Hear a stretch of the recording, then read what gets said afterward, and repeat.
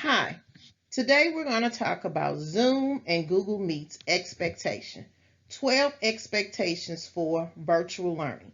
A lot of us are teaching virtually again for the 2021 school year, just like we did from March 2020 till May or June of 2020.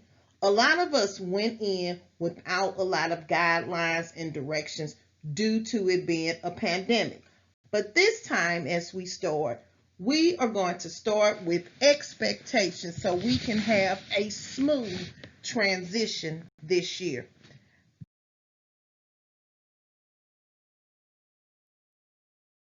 With 12 expectations for my students.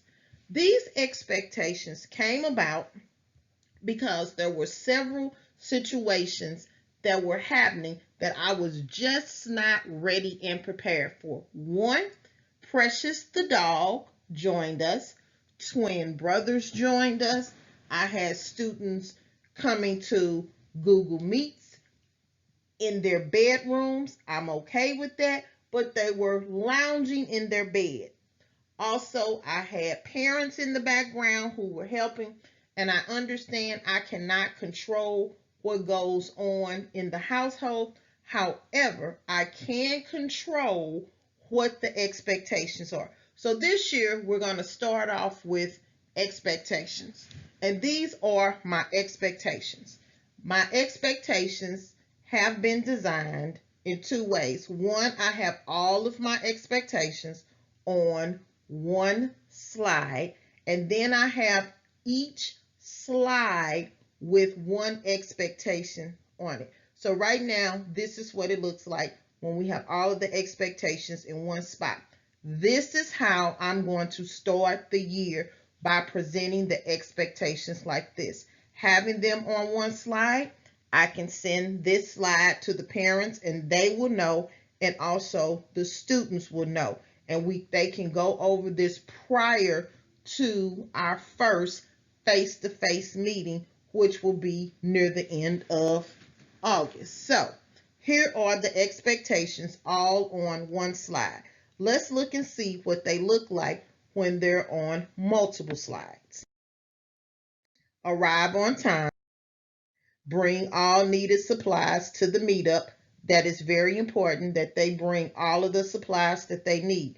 Before we start the meetup, I will inform the parents by video or email what supplies they need to bring. They need to bring their supplies so we have material for them to write on and answer questions during the virtual learning situation. The majority of my students will have laptops because our district is one-to-one. Also, there are going to be hotspots provided for them to use. So the technology will not be an enter with the camera on. I need them to enter with the camera on. Why? Because this is going to be my first time meeting them in a virtual situation, and I want to see their faces and see what they look like. As the year progresses, they might enter with the camera on, but depending on the activity and what are we doing, they will have the option to turn the camera off. Microphones on mute unless speaking. That eliminates a lot of the background information. The background noise that you will hear. So the microphones need to be on mute unless speaking. Find a spot free of distractions to meet. That is going to eliminate a lot of movement, a lot of things in the background that's distracting to the students and me. And I understand that students have different living situations. I'm okay with that. In my mind, when I say a spot free of distractions to meet, you can sit on the floor and have the wall behind you. If you need to, you can go to the bathroom, shut the door, and sit in front of the door. Just find a spot free of distractions, meaning being in your bedroom in the bed is not a place that is free of distractions.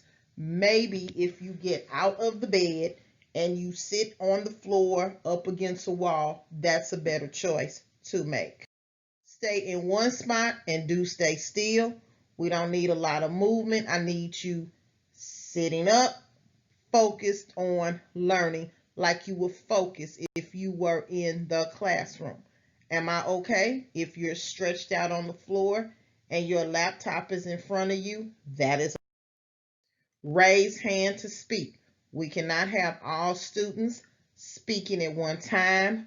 Google does have an extension called Nod Reactions that allows you to do a thumbs up, thumbs down, and you can also raise your hand. That will work wonders if you have that Google extension. If you don't, we need to use it the old-fashioned way. Raise your hand to speak. Stay on the meeting the entire time. If we start meeting, say at 9 o'clock, and you're expected to be on there from 9 to 10 o'clock, you must stay on the meeting the entire time unless there is an emergency situation. Be respectful at all times. Follow your teacher's directions. The last two are things that I have in the classroom, but after going through virtual learning for like 9 weeks, I felt like I needed to add those for this year. Be respectful and follow your teacher's directions. Use appropriate language when speaking, and use appropriate language when typing in the chat. Yes, I need them to use standard English when they are talking and when they are typing, because again, this is a learning situation. We might not be in the physical brick and mortar classroom, but we are still learning, and I want to treat it as. Leave the meeting when it's over. It's very important that our students leave the meeting when over. We do not want them to linger, because that's just not a good, safe way to be on the internet. My district can know every time you log in and when you log off. So the tip for leaving the meeting when it's over, make sure all of your students have left the meeting. You should be the last one to leave. Depending on what platform you're using, you can exit everybody out, or you can let them exit themselves out. I normally let my students exit themselves out, and then I leave the meeting. If you need to leave, turn camera and mic off. On return, turn back on.